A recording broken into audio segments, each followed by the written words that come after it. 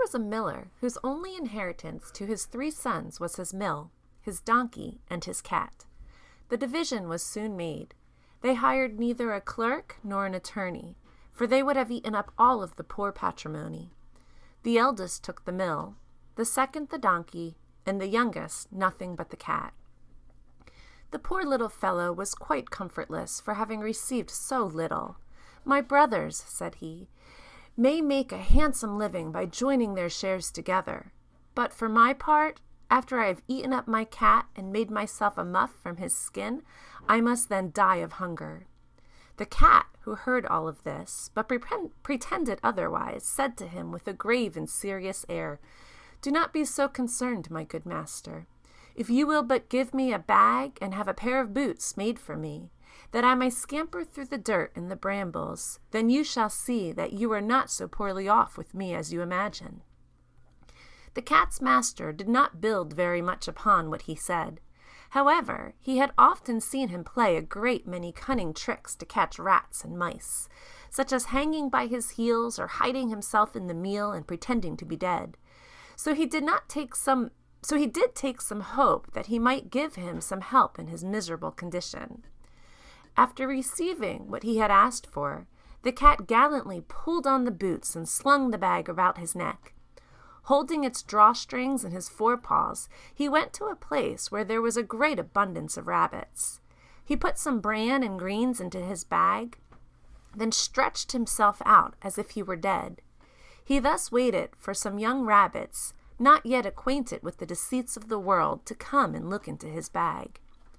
He had scarcely lain down before he had what he wanted. A rash and foolish young rabbit jumped into his bag, and the master cat immediately closed the strings, then took and killed him without pity. Proud of his prey, he went with it to the palace and asked to speak with his majesty. He was shown upstairs into the king's apartment, and, making a low bow, said to him, "Sir, I have brought you a rabbit from my noble lord, the master of Carabas," for that was the title which the cat was pleased to give his master. "Tell your master," said the king, "that I thank him, and that I am very pleased with his gift." Another time he went and hid himself in a grain field. He again held his bag open, and when a brace of partridges ran into it, he drew the strings and caught them both. He presented these to the king, as he had done before with the rabbit. The king, in like manner, received the partridges with great pleasure, and gave him a tip. The cat continued, from time to time, for 2 or 3 months, to take game to his majesty for his master.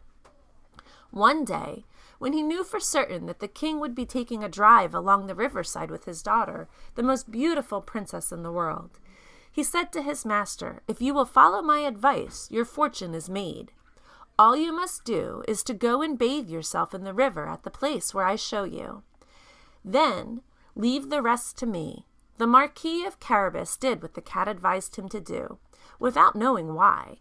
While he was bathing, the king passed by, and the cat began to cry out, "Help! Help! My lord Marquis of Carabas is going to be drowned."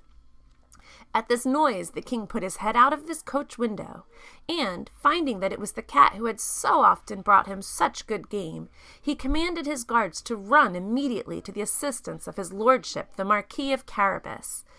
While they were drawing the poor Marquis out of the water, the cat came up to the coach and told the king that while his master was bathing, some rogues had come by and stolen his clothes, even though he had cried out, "Thieves! Thieves!" several times, as loud as he could.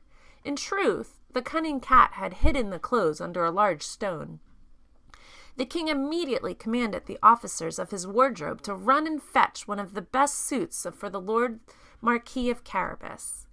The king received him very courteously, and because the king's fine clothes gave him a striking appearance, for he was very handsome and well proportioned, the king's daughter took a secret inclination to him. The Marquis of Carabas had only to cast 2 or 3 respectful and somewhat tender glances at her, but she fell head over heels in love with him. The king asked him to enter the coach and join them on their drive.